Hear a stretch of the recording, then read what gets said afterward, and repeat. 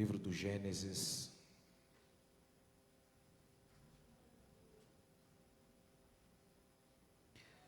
Gênesis capítulo de número 8.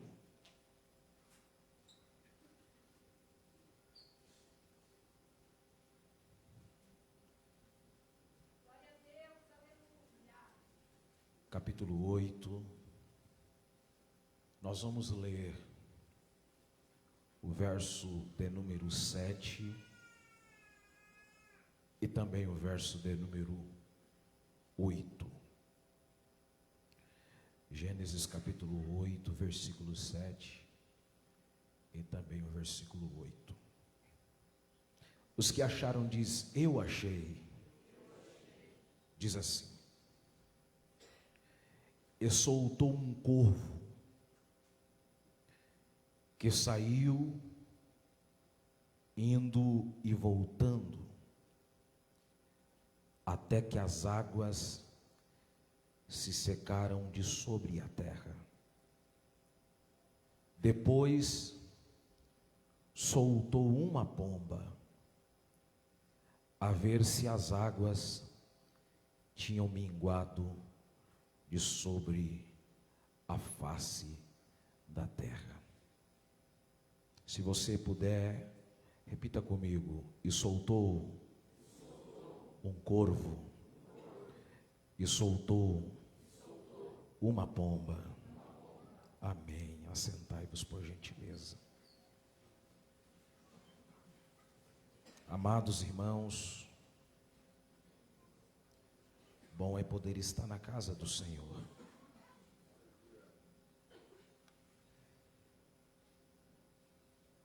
Quero agradecer a Deus pela vida de todos os irmãos aqui desta cidade tão abençoada. A vida do pastor Rafael, na sua ausência, deixamos o nosso abraço também aos obreiros aqui desta casa. Deus seja louvado pela vida de cada um de vocês. O pastor Carlito, que é um companheiro, feliz em revê-lo. Deus abençoe a vida do nosso querido irmão Rafael, que nos fez o convite. Obrigado, querido. O cantor William, ali da cidade de Jaguariaíva. Aleluia. Deus abençoe nosso querido irmão, cantor, pregador, Messias Santos, né? Deus abençoe sua vida, a vida da sua esposa, a irmã Camila, aos músicos ali também, que está acompanhando o cantor William. Deus seja louvado pela vida de todos os irmãos. Amém. Mas vamos ao que interessa, né? Amados irmãos, uma vez que nós lemos a poderosa palavra do Senhor, no primeiro livro do Pentateuco, precisamente o capítulo de número 8, entendemos que aqui a Bíblia está nos falando sobre um período diluviano. Somos sabedores de que o que aconteceu a partir do capítulo de número 6 do livro do Gênesis, entendemos que tudo foi por causa da consequência do pecado dos homens. O 6º capítulo do livro do Gênesis, a Bíblia vai nos dar informação dizendo que os homens estavam tão enveredados para a impiedade. O período pré-diluviano era um período em que tinha gigantes na terra. E o que me chama a atenção, meus amados, que nesse inteirinho aprove Deus escolher um homem que Deus via nele uma certa integridade. E o nome desse homem era Noé. E Deus disse para Noé fazer uma arca, um grande projeto. E que aquela arca iria ser o escape ou a salvação precisamente da sua família, e também proteger as espécies para que pudesse dar sequência depois do dilúvio. O que me chama a atenção é que o projeto da arca, pelo fato de ser um projeto que nasceu no próprio coração de Deus, entendemos que nada melhor do que o próprio Deus escolher a matéria-prima que iria ser usado para fazer a arca. Deus chega para Noé e disse: Noé, eu quero que a arca seja feita com a madeira do cipreste, ou a madeira do gofer, que é a mesma madeira. É eu que vou passar as medidas e os parâmetros para que você possa fazer a arca.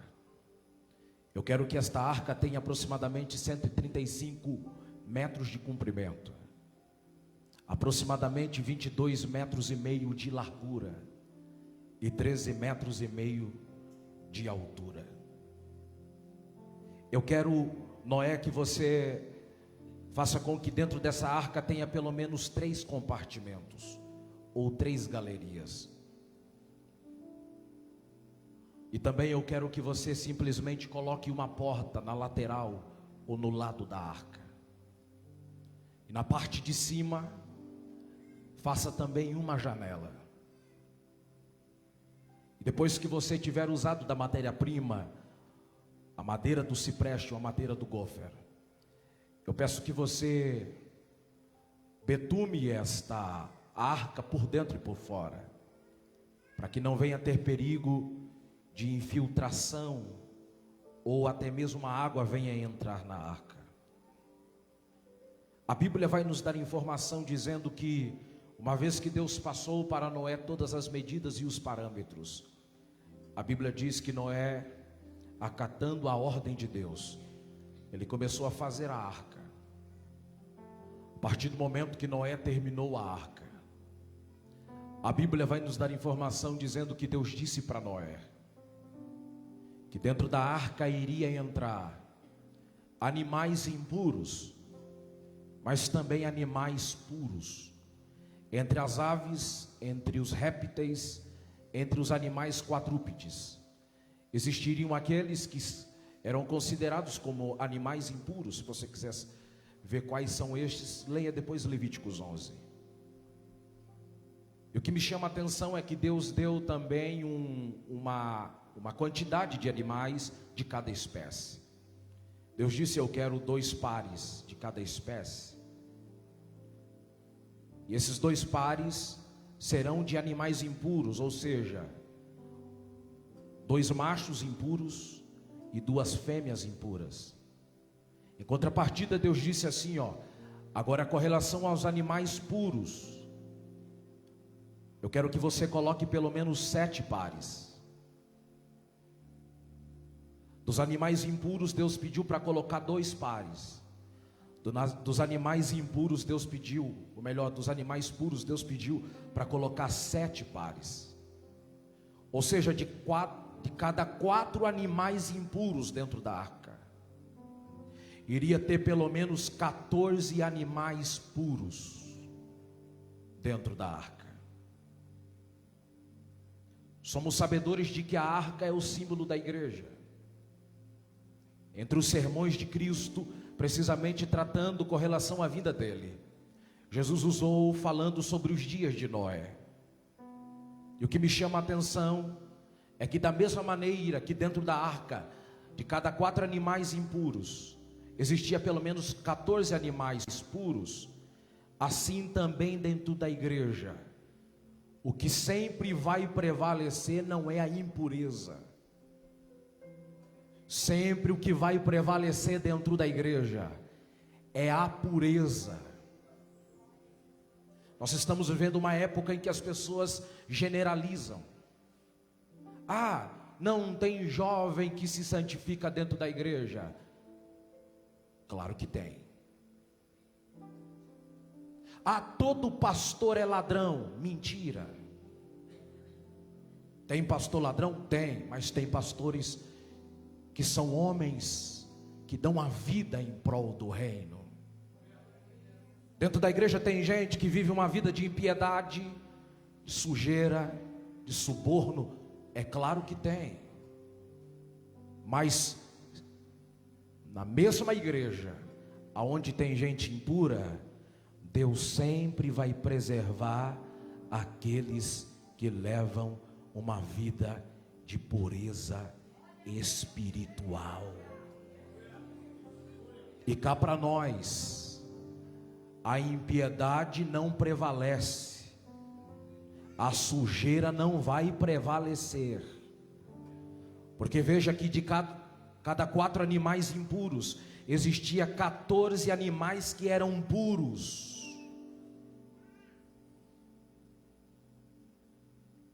Então pode ter certeza que dentro da igreja sempre vai ter aqueles que vão levar uma vida de santidade, que almejam a vinda de Cristo. Oh, glórias a Deus. Então esta é a primeira verdade que a gente aprende no texto. O que me chama a atenção é que Deus disse para Noé: eu quero que você coloque a sua família dentro da arca. Como diz o meu querido pastor José, feliz é o pregador, feliz é o pastor, feliz é o crente que conseguir colocar toda a sua família dentro da igreja e consequentemente colocar no céu também. Oh, aleluias. A Bíblia vai nos dar informação dizendo que a partir do momento que Noé e toda a sua família e todos os animais estavam dentro da arca, a Bíblia vai nos dizer que propositalmente Deus fechou a porta da arca pela parte de fora. Noé estava juntamente com toda a sua família dentro da arca. A porta estava trancafiada pelo lado de fora. E sabe o que me chama a atenção? Às vezes nós achamos que a partir do momento que Deus fechou a porta pelo lado de fora, nós achamos que subsequente, rapidamente, veio o dilúvio. A Bíblia não diz que aconteceu isso. A Bíblia diz que a partir do momento que Deus fechou a porta da arca, os dias foram passando. 1 dia, 2 dias, 3 dias, 4 dias, 5 dias, 6 dias, 7 dias.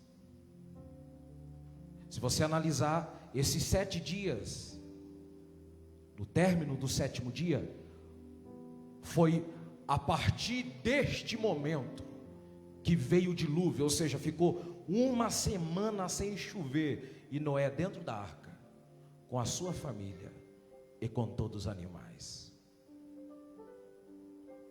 Com certeza neste interim, nesse período de 1 semana, os gigantes, os ímpios, os que praticavam tudo quanto é tipo de urgias, estavam do lado de fora da arca, zombando, debochando de Noé. Mas por que, pregador? É simples. Uma coisa é eu dizer para você aqui que vai chover. Para você é algo inusitado chover? Alguém aqui já viu chuva descer do céu? Levante a mão aí. Ô irmão, tem gente aqui que nunca viu chuva? Será que só chove lá em Curitiba? Quem já viu chover aqui, levante a mão. Todo mundo já viu chuva descer do céu. Mas para eles naquela época era algo inusitado. Por quê? Porque não chovia.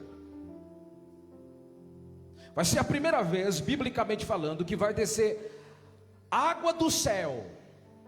Se você ler Gênesis capítulo 2, versículo 6, a irrigação da terra era feita por intermédio de um vapor que subia da terra. Não existia chuva. É por isso que existia uma zombaria para com a pessoa de Noé.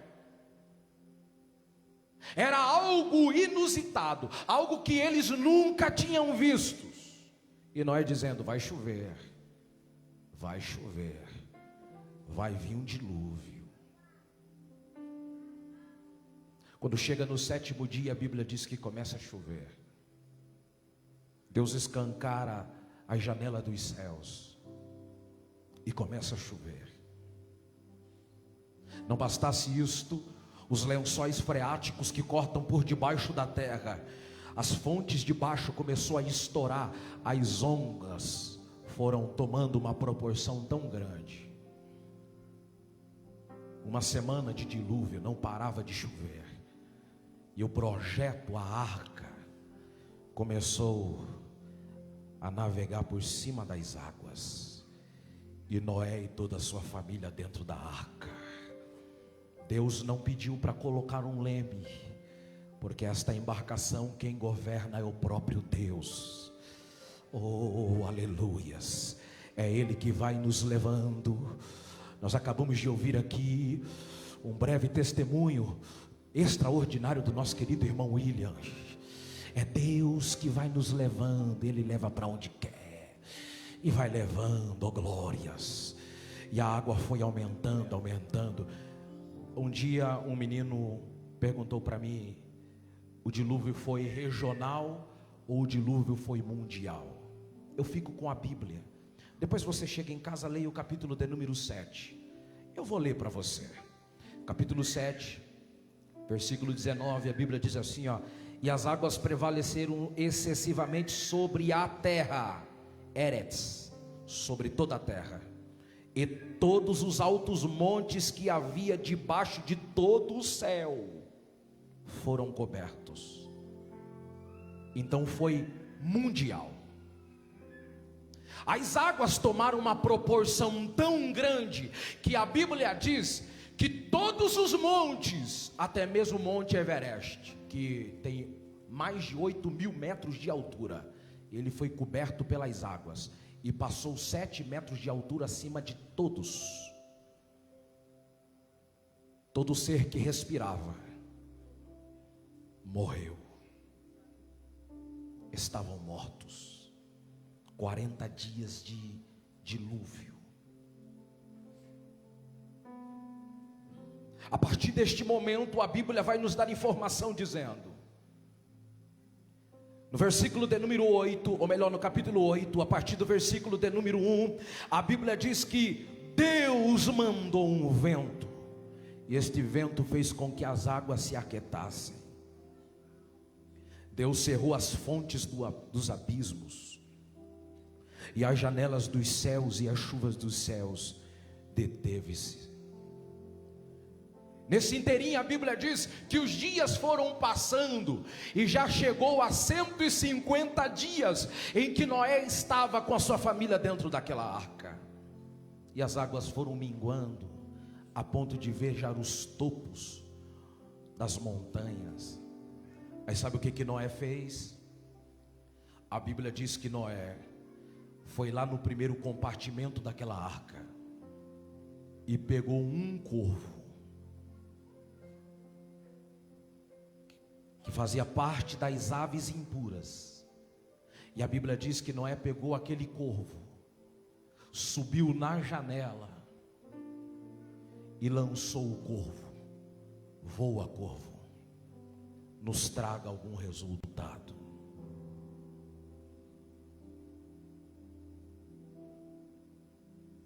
Rapidamente a Bíblia vai nos dizer no capítulo de número 8, versículo de número 7, e soltou um corvo, e eu gosto demais da parte A do verso que diz assim, ó, que saiu, indo e voltando, até que as águas se secaram de sobre a terra. Nós sabemos do ponto de partida do corvo. O corvo saiu da arca, meu querido amigo Messias, saiu da arca e foi voando, voando, voando. Mas a pergunta que não quer calar: para onde é que este corvo foi? Nós sabemos de onde ele saiu, saiu da arca, mas para onde ele foi? Sabemos por intermédio do instinto desta ave. Para quem não sabe, o corvo é uma ave carniceira. Já se passaram 150 dias, e o que mais tinha sobre a face das águas eram cadáveres em estado de decomposição, em outros também, outros em estado de putrefação. Então o que mais via sobre a face das águas eram corpos ou cadáveres expostos, cheios de vermes, enzimas, moscas, um odor. E o corvo, sendo uma ave carniceira, ela saiu da arca, mas o propósito era ela trazer resultado para a arca, para Noé. Mas ela voou e ela não está preocupado com quem está na arca. Ela não traz resultado para quem está na arca. Ela está preocupada em matar os seus desejos, os seus instintos carnais. Para onde que o corvo foi? Sabe aonde você iria encontrá-la? No meio de um cadáver, com o seu bico arrancando pedaços de carnes em estado de decomposição, as suas garras enfiadas no meio daquela sujeira, um odor, as suas asas toda contaminada, porque no entanto, corvo na semântica do hebraico é oreb, que significa escuro. Os feiticeiros e os agoureiros usavam o corvo nas práticas de bruxaria. E a Bíblia diz que aquele corvo que saiu para dar algum resultado para a arca não trouxe nenhum, porque a Bíblia diz que ele foi, mas voltou para a arca sem trazer nenhum resultado. Escute bem, não espere resultado de quem é corvo. Não espere alguma coisa boa de quem tem comportamento de corvo. Porque corvo é assim, ele come carniça hoje e amanhã ele se tornará carniça também. E o que tem de gente dentro das igrejas, irmão, eu nasci no berço evangélico, graças a Deus. Mas nós estamos vivendo uma época em que existem pessoas que realmente têm comportamento de corvo. Está dentro da igreja. Mas na primeira oportunidade que ele tem, os seus instintos carnais é saciado pelos os cadáveres, as coisas podres e mortas que estão no mundo. Eu já vi, eu não estou dizendo que alguém me contou, eu creio que eu estou aqui no meio de obreiros, homens de Deus. Eu já vi, fui pregar numa igreja, escute bem, pregar numa igreja, evangelista sumiu o altar, todo pomposo, meu amigo William, pomposo, pá. Deu uma palavra bonita. Quando virou ou melhor, na hora que terminou o culto, eu estava saindo de carro. Na hora que eu virei a esquina, eu vi ele com um cigarrão na boca, dentro do carro.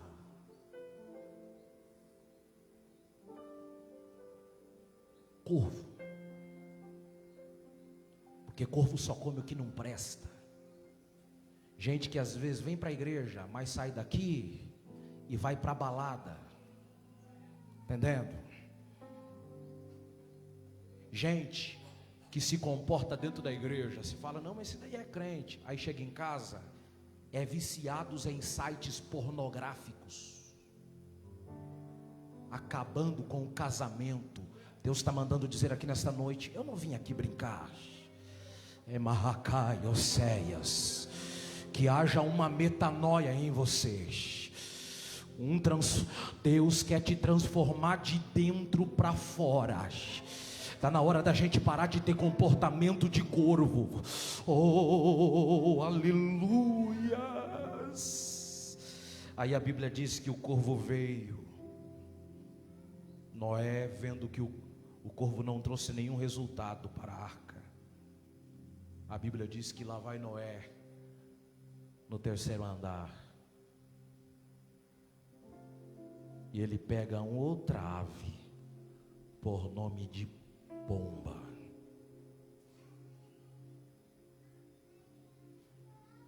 E ele pega aquela avezinha, por nome de pomba, e vai pelo mesmo caminho que ele levou também o corvo, e lança a pombinha e diz: voa, e nos traz resultado. Existem algumas diferenças aqui da ave pomba e da ave corvo. A primeira verdade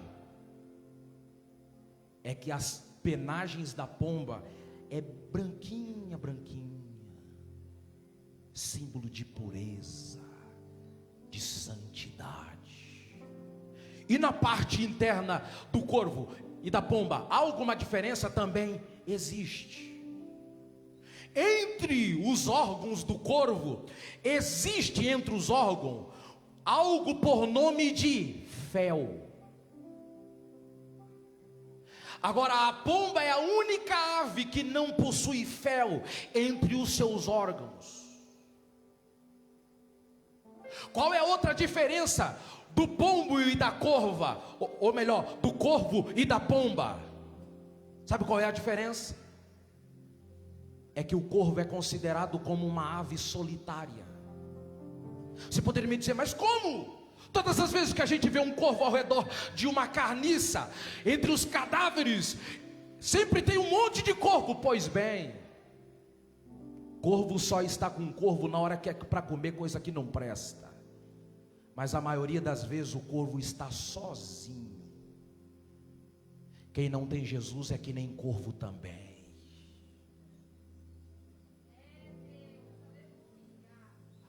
Aí o corvo chega para outro corvo e diz assim: vamos para a balada, vamos beber 51, vamos para o bar, rapaz, vamos encher o bucho de coisa que não presta, vamos comer cadáver.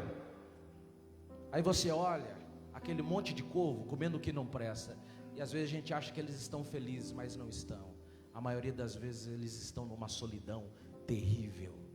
E a partir do momento que o fel do corvo estourar, a amargura tomará conta de todo o corpo. E é por isso que a gente vê pessoas se matando, irmãos.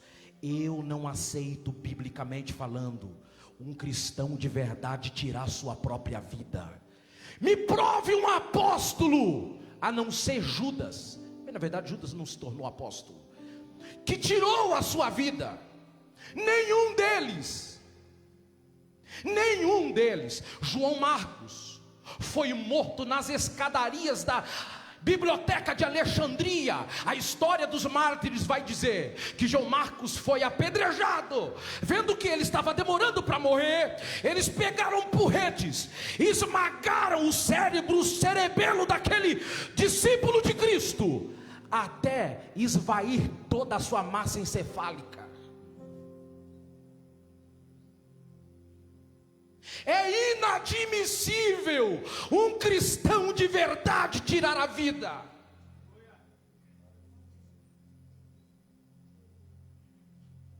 Porque cristão de verdade é como uma pomba, não tem fel. Oh, aleluias. Levante a sua mãozinha onde você está. Oremarracaremahaceias. Eu estou sentindo a presença da pomba maior aqui nesta casa. O Espírito Santo está neste lugar. Recebe a presença dele aí agora. Aleluia. Se vocês analisarem, o corvo foi lançado primeiro. O corvo é maior do que a pomba. A pombinha menor foi lançada por último. Mas Deus é assim.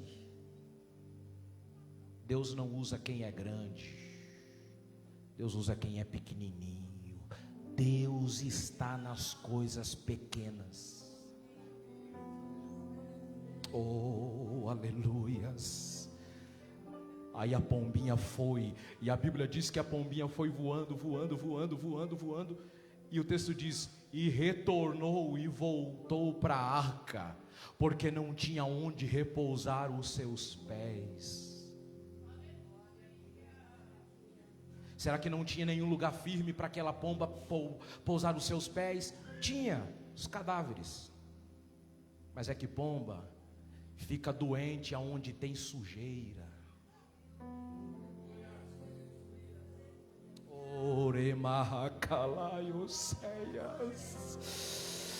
A pomba não suja as suas penagens na sujeira. Quem é corvo? Porque corvo é escuro, então daí ele acaba se camuflando no meio da sujeira. Mas quem tem as penagens brancas, quem é limpo, limpa-se mais. Quem é sujo, se suja mais. Oh, eu estou sentindo a presença de Deus neste lugar. As asas da pombinha é bem menor do que as asas do corvo. Mas parece que eu posso ver aquela pombinha fazendo todo esforço, batendo as suas asas e dizendo: eu estou com as minhas asas cansadas. Eu poderia tocar os meus pés nessa carniça, mas eu não vou, porque o meu repouso está lá na arca. É lá, Oseias, é lá que eu vou repor as minhas energias. Eu estou sentindo a presença do Espírito Santo aqui.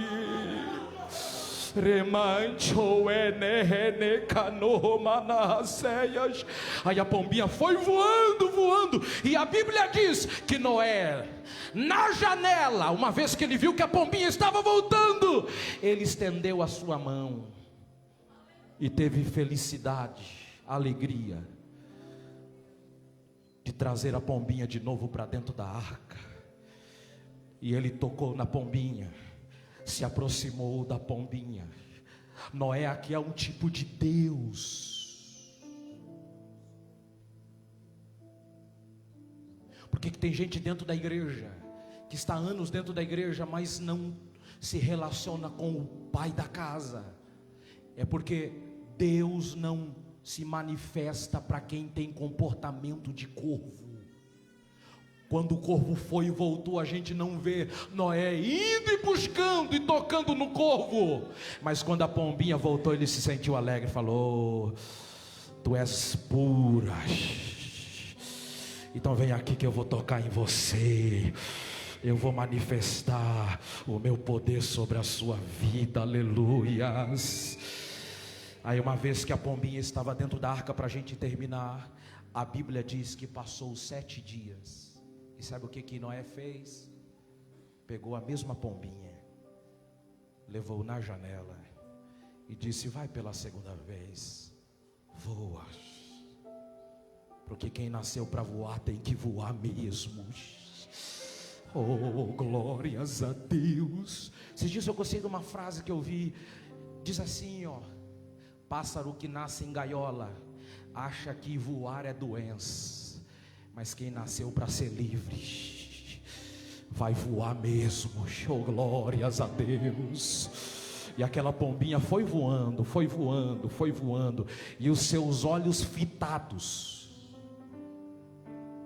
tentando achar uma oliveira. Aí a Bíblia diz que a pombinha foi lá na oliveira, porque a árvore que resiste 150 dias de dilúvio, água estourando de baixo para cima, o céu descendo gotas de chuvas extremamente pesada, mas a oliveira estava resistente, perdeu as suas folhas, perdeu os seus frutos, ficou só com o tronco e as suas raízes. Mas conforme o tempo foi passando, foi nascendo os brotos de novo. Oh, aleluias. Eu me lembro de Isaías diz que Jesus é o rebento da raiz de Jessé. A pombinha foi, abriu o seu bico, arrancou um raminho da oliveira e colocou o raminho no bico, e lá vem voando, trazendo o raminho da oliveira. Porque pomba não come o que é carne. O alimento da pomba não é carne. O alimento da pombinha vem da oliveira, que é Cristo. Romanos capítulo de número 11, a Bíblia diz que Jesus é a oliveira. Oh, glórias a Deus. E a pombinha veio trazendo um raminho de oliveira no bico. Eu termino esse sermão dizendo algo extraordinário. A primeira vez que Davi foi ungido como rei foi na casa de seu pai, na presença de todos seus irmãos. A segunda unção de Davi foi em uma cidade por nome de Hebrom. Você sabia que a cidade de Hebrom era uma cidade que o seu terreno, o seu solo era pedregoso, e era em Hebrom aonde nasciam as melhores oliveiras. Você sabia que as oliveiras que tinham em Hebrom, elas eram tão boas, que pelo fato das suas raízes colarem nas pederneiras. Se você ler Deuteronômio, existe um texto que diz assim, ó: Deus disse assim para o povo: eu vou colocar vocês dentro de uma terra que mana leite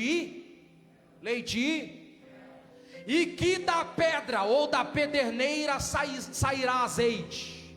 Eu fiquei pensando, mas que negócio é esse? Azeite da pederneira, azeite da pedra. É que existe um detalhe: oliveira boa eram as oliveiras que nasciam em solo pedregoso, porque daí as raízes sugavam o nutriente da rocha, e o nutriente ia lá para o fruto, na azeitona. As oliveiras de Hebrom, elas eram tão boas que as azeitonas, quando estavam maduras, elas, antes de ir para a prensa, já começava a gotejar azeite. Oh, glórias! Será que tem gente que está entendendo o que Deus está dizendo aqui? E no momento em que as azeitonas estavam maduras, era o momento que atraía as pombinhas, porque pelo arrulhar das pombinhas, sabia que era a estação da primavera. Oh, glórias! Então daí as pombinhas começavam a comer os raminhos da oliveira, e as azeitonas gotejando azeite. Oh, marracaias! Oh, aleluias! As asas das pombinhas encostavam nas frutas maduras, cheias de azeite, e o azeite começava a encharcar as asas das pombinhas. Quando elas saíam para voar, batendo as suas asas, aonde elas passavam, o azeite começava a ser aspergido. Oh, aleluias! Por quê? Porque cristão que é como uma pomba, aonde ele passa, não deixa rastro de sujeira. Aonde ele passa, ele começa a exalar o perfume da azeitona, da oliveira que é Cristo.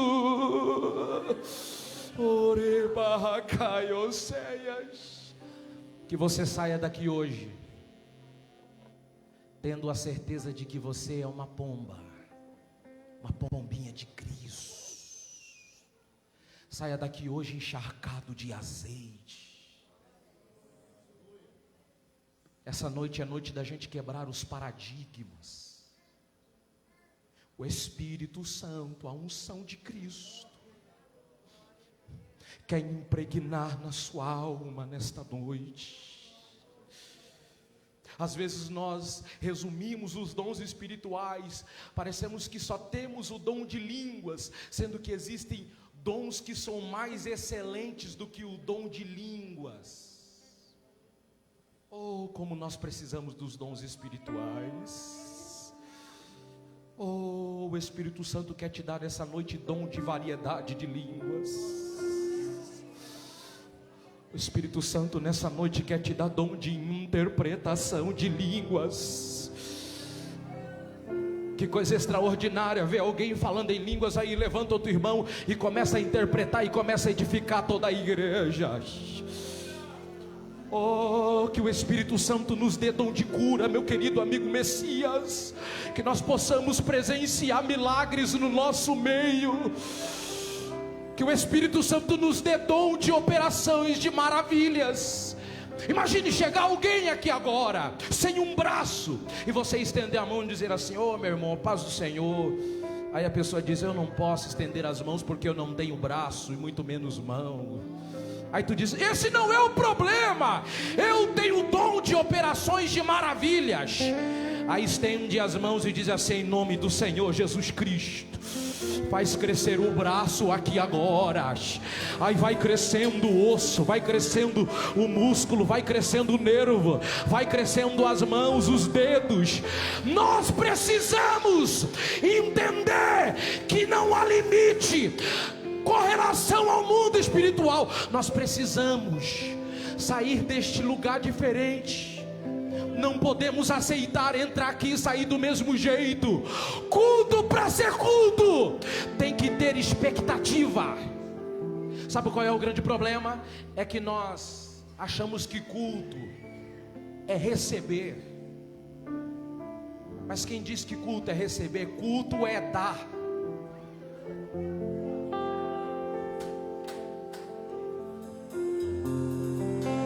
Deuteronômio capítulo 16, versículo 16, Deus diz assim, ó: nas 3 festas anuais, nos 3 cultos principais do ano, a festa da Páscoa, a festa do Pentecoste, a festa dos tabernáculos, quando vocês saírem das vossas casas, não vão com as mãos vazias para o templo.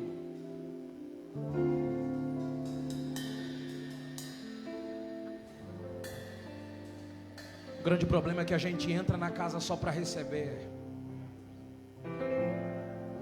Mas quando se trata de culto, nós temos pouco para dar. Mas como eu preguei aqui nessa noite, ainda existem aqueles que são como uma pombinha, que sempre vai trazer resultado para casa. Oh, glórias a Deus. Se você puder, fique de pé por gentileza, que nós vamos orar.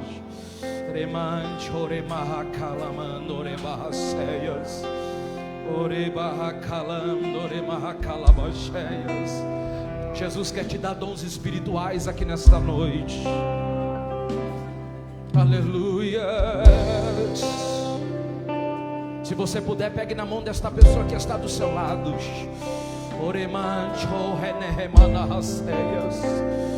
Se você puder, isso mesmo.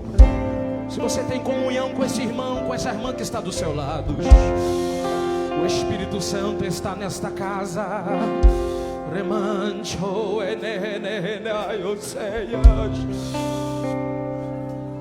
A pombinha, para extrair do produto da oliveira, teve que abrir o bico. Não tem como nós recebermos da oliveira com a boca fechada. Ah, glórias! Se você puder, passe pelos corredores, pegue na mão desta pessoa, que nós vamos orar. Os céus estão abertos para esta casa. A glória de Deus vai descer neste lugar. Oh, aleluia.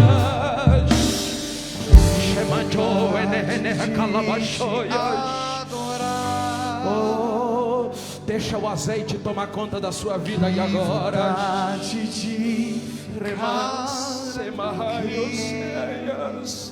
Eu estou sentindo a presença de Deus aqui. O azeite da oliveira vai te curar aí agora. Aleluia. Não tem depressão que resista ao poder da palavra de Deus. Oh, aleluia. Oh, glórias. Aleluia. Seja cheio da presença de Deus. Chama a atenção do seu noivo. Deixa ele te encher.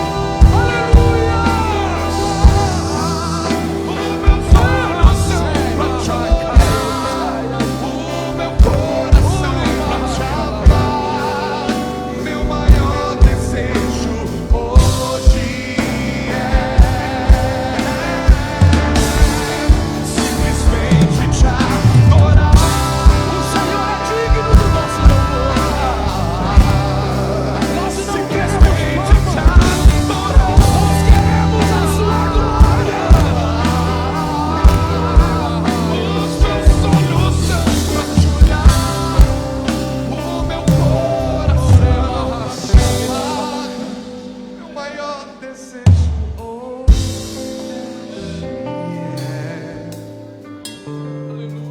simplesmente te amar. Oh, glória.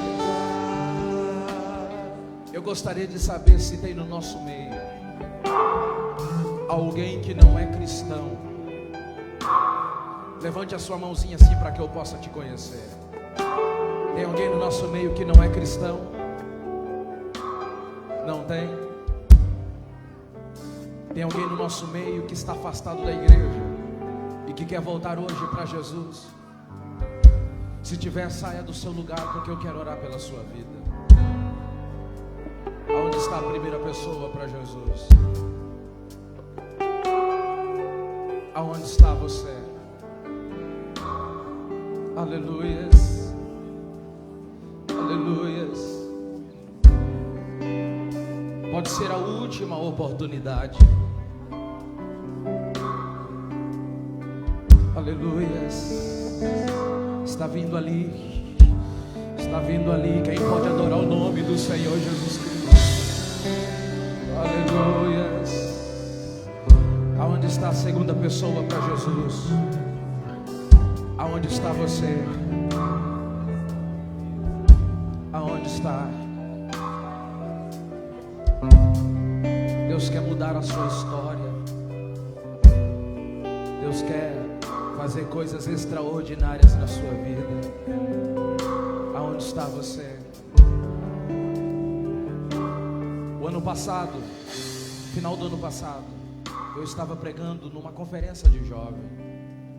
E eu me lembro que só existia um jovem ali que estava afastado da igreja. Eu fiquei fazendo apelo para ele uns 10 minutos. Ele falou: não quero. Terminou o culto, fui para casa. Aí quando deu aproximadamente umas 3 horas da manhã, eu vi que tinha algumas ligações perdidas no meu celular. Retornei a ligação. Era a pastora que tinha me chamado para ministrar. E eu me lembro muito bem que ela disse para mim: oh, Elidiel, sabe aquele jovem que você fez apelo para ele aqui? Acabou de falecer. Levou 6 tiros na face. Era filho de crente. Aí você poderia me perguntar: pregador, eu não estou envolvido com coisas erradas. Eu não ando com pessoas de má índole. Mas a vida é perigosa, irmãos. Só pelo fato da gente estar vivendo, a vida por si só é perigosa. Perigos no trânsito, perigos de doença e tantos outros perigos. Eu posso lhe garantir o seu presente, mas o seu futuro daqui a alguns minutos nós não sabemos, nem o meu também. Se você não pode chorar por milhares de almas aqui desta cidade, chore pelo menos pela sua alma. Esta vida é muito passageira. O salmista diz: até os 70 passou disso, é enfado e canseira. Como pode uma vida tão limitada? Mas é nela onde está o tempo determinado para nós decidirmos aonde nós vamos passar a eternidade. Ah, pregador, morreu, acabou. Mentira. À luz da Bíblia, a eternidade nos espera. Seja com Cristo, seja com os demônios, seja no céu ou seja num lago de fogo e enxofre, a eternidade nos espera. Então escapa-te pela sua alma hoje. Eu vou lhe dar 30 segundos para você decidir o que você quer. Aonde está você? Aonde está você?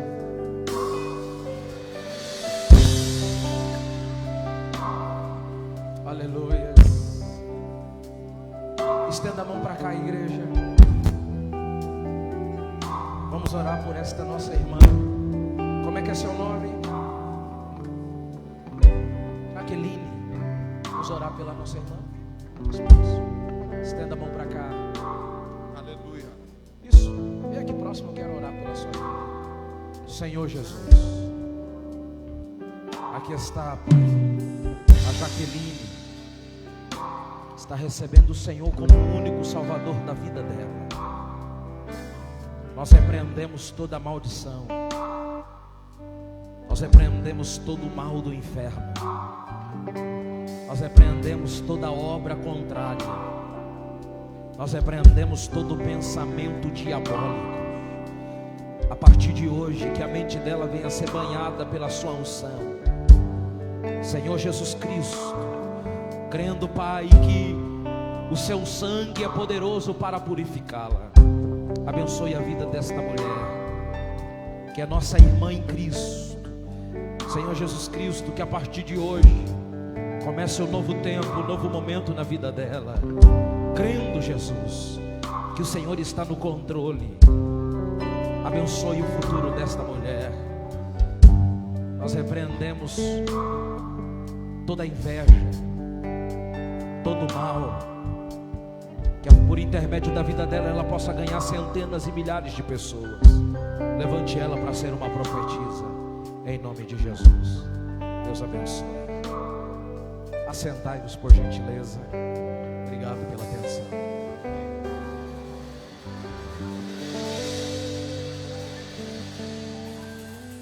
Aleluia. Louvado seja o nome do Senhor. Quantos estão contentes e felizes com a palavra, o escudo tão maravilhoso que o Senhor nos proporcionou nesta noite? Eu quero aqui deixar o aviso da ausência do nosso pastor. Está no encontro de líderes, é por isso que ele não está aqui, mas certamente que ele deu um joinha ali, que ele estava acompanhando o culto pela internet, estava acompanhando a gente ali e dando glória a Deus também do outro lado, onde lá ele está, né? E ele pede também para avisar que na próxima sexta-feira, irmãos, não esqueçam o pessoal da orquestra e do coral, que haverá ensaio a partir das 19h30, né? Então vocês não faltem, estejam aqui ensaiando, porque nós estaremos indo a 4 Barras, né, estar participando juntamente com os irmãos lá. Então não faltem na próxima sexta-feira no ensaio. Também quero lembrar os irmãos da campanha dos Salmos, estamos lendo todos os Salmos, cada Salmo todo dia, e a oração a partir das 7 horas da manhã, das 7 às 8, nós estamos aqui na igreja orando, buscando a presença do Senhor. E você que quer ter um particular com o Senhor, quer ter algo mais a fundo com o Senhor, venha buscar ao Senhor todos os dias, das 7 horas às 8 horas da manhã, venha buscar ao Senhor. Vamos colocar em pé. Também eu não poderia deixar de aqui deixar uma saudação a todas as mães, né, um feliz Dia das Mães a todas as mães que estão aqui representadas. Ontem tivemos um culto maravilhoso, né, em prol das mães, né, e eu quero desejar a todas as mães que estão aqui um feliz Dia das Mães, que Deus possa abençoar a vida de cada um. Amém, irmãos? Estenda suas mãos assim. Se Deus é por nós, ninguém. A vitória é nossa em nome de... Aleluia, que a graça de nosso Senhor e Salvador Jesus Cristo e o grande amor de Deus nosso Pai e a comunhão e as consolações do Espírito Santo seja com todos, e todos digam amém. E tem espetinho na cantina lá, irmãos, estejam lá abençoando o departamento das crianças, tem espetinho.